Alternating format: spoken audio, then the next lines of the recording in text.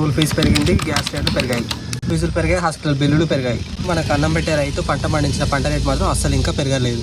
నిద్ర లేక కష్టపడి పొద్దుగల ఆ పండించిన పంటని మార్కెట్కి తీసుకెళ్తే రేట్ లేదు, పంట బాగాలేదు, పంట సరిగా లేదు, రేట్ మార్కెట్ పడిపోయింది అని ఇవన్నీ రీజన్స్ చెప్పి రేట్ సరిగా తీసుకోవట్లేదు.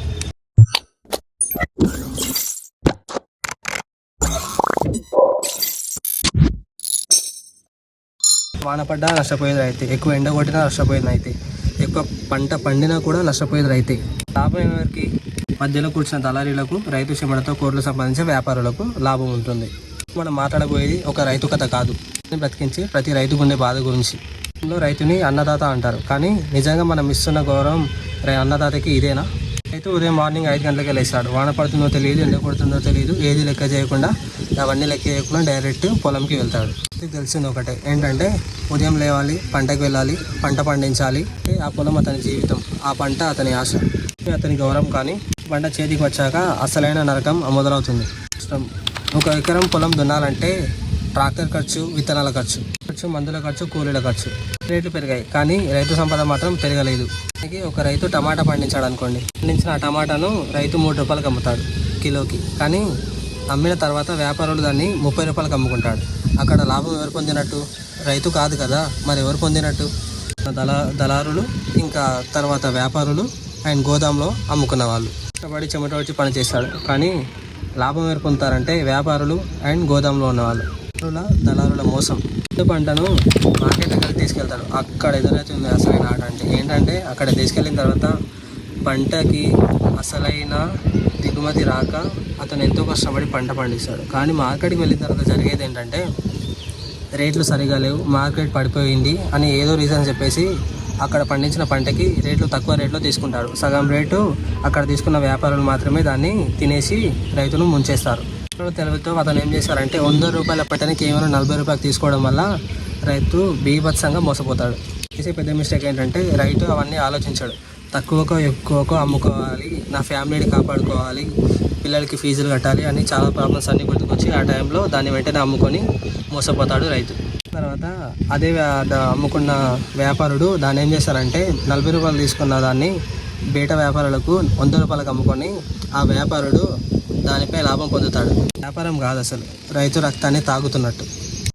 ఎండకు బీభత్సాన్ని తట్టుకొని చెమట వచ్చి కష్టపడతారు, కానీ మధ్యలో వ్యాపారం నుంచి లాభం పొందిన వాళ్ళు మాత్రం ఏసీలలో, కార్లలో తిరుగుతూ రైతుని మోసం చేశారు. రైతు ఫ్యామిలీ బాధ.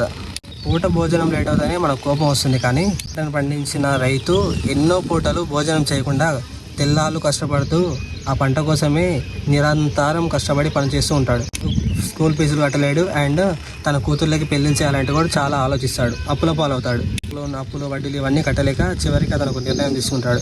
నా వల్లే ఫ్యామిలీకి భారం అవుతుందేమో అనేసి అతను ఆత్మహత్య చేసుకోవాలనే నిర్ణయానికి చివరికి వస్తాడు. వార్త వెనుక ఉన్న జీవితం మాత్రం కుటుంబం జీవితాంతం ఏడుస్తూనే ఉంటుంది.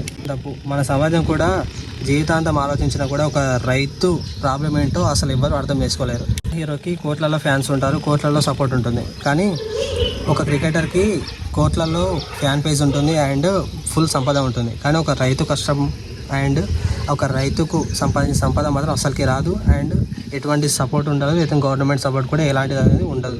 దానికి అన్నం పెట్టే రైతు మాత్రం ఏం సంపాదించకుండానే ఆత్మహత్య చేసుకొని చనిపోయి తన జీవితాన్ని ముంచి మునిగిపోతాడు. అంటే అతనికి గవర్నమెంట్ నుంచి సపోర్ట్ లేదు రైతుకు అండ్ వ్యాపార వస్తువులు మోసం చేస్తున్నారు.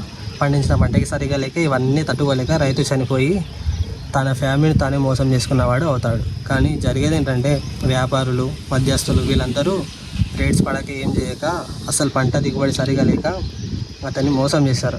పంట దిగుబడి సరిగా లేక కాదు అండ్ వ్యాపారులకి సరైన రేటు ఇవ్వాలని కూడా ఇస్తారు, కానీ ఇవ్వరు. ఎందుకంటే అతను కష్టపడకుండా ఇలాంటి చెమట వచ్చిన రైతుల దగ్గరనే మనీ దోచుకొని తినాలని వ్యాపారవేత్తల మైండ్ సెట్ అలానే ఉంటుంది. వాళ్ళు చేసే పని అదే కాబట్టి మొత్తానికి రైతుని మోసం చేశారు. ఎవరు కనిపించదు, మనం తినే అన్నం రేట్లలో కనిపిస్తుంది, కానీ అతని కన్నీళ్ళు మాత్రం కష్టాలు మాత్రం ఎవరికి కనిపించవు. మారాల్సింది ఏంటంటే రైతుకి న్యాయం కావాలి అండ్ పంట సరిగ్గా రేటు కావాలి అండ్ పంటకి వచ్చిన విత్తనాలకి అండ్ పంట పండించిన దానికి రేట్ అండ్ దళారీల దోపిడీ తగ్గాలి. నేరుగా అమ్ముకునే అవకాశాలు పెరగాలి. మధ్యలో మధ్యస్థులు అస్సలు ఉండకూడదు. రేట్స్ ఎంత ఉన్నాయో కరెక్ట్ అంతకే అమ్ముకోవాలి. మెయిన్ పాయింట్ ఏంటంటే ప్రభుత్వానికి అండ్ రాజకీయ నాయకులు అందరికీ ఓన్లీ ఎన్నికల సమయంలో మాత్రమే రైతులు గుర్తొస్తారు. అందరికీ సమయంలోనే కాదు, ప్రతిరోజు రైతు గురించి ఆలోచించాలి. బలంగా ఉన్నట్టనే దేశం బలంగా ఉంటుంది. ఎందుకంటే రైతు పండించే పంటని, ఆ విత్తనాలని, దాంతోనే మనం అన్నం తింటున్నాం. అది గుర్తుపెట్టుకోండి. ఆలోచించండి, రైతు పంట పండించకపోతే ఏం జరుగుతుంది? హోటళ్ళు మూసివేస్తారు, మనం తినడానికి తిండి ఉండదు, ధాన్యం ఉండదు, ఎటువంటి సరుకు ఉండదు. మొత్తానికి దేశంలో ఫుడ్ అనేది దొరకదు కదా. దేశానికి తెలుస్తుంది దేశానికి అసలైన హీరో ఎవరు అని. ఇందులో సైనికులు దేశాన్ని కాపాడితే పొలంలో రైతులు పంట పండించి మన కడుపుని నింపుతారు. రైతు చనిపోతే తన కుటుంబమే కాదు, దేశ భవిష్యత్తు కూడా కొంచెం చనిపోయినట్టే. అన్నం పెట్టే చేతులు. దేశంలో రైతులు చనిపోయి ఆత్మహత్య చేసుకునే పరిస్థితి రాకూడదు. దానికి సిగ్గు చేయడం. ఈ రోజు నుంచైనా రైతుని చిన్న చూపు చూడకండి, వృధా చేయకండి, రైతు కష్టాన్ని గౌరవించండి. రైతు బ్రతికితేనే మన దేశం బ్రతుకుతుంది. జై జవాన్ జై కిసాన్. ఈ వీడియోపై మీ అభిప్రాయం ఏంటో, రైతులపై మీ అభిప్రాయం ఏంటో కామెంట్ బాక్స్లో కామెంట్ చేయండి. మన ఛానల్ని సబ్స్క్రైబ్ చేసుకోండి.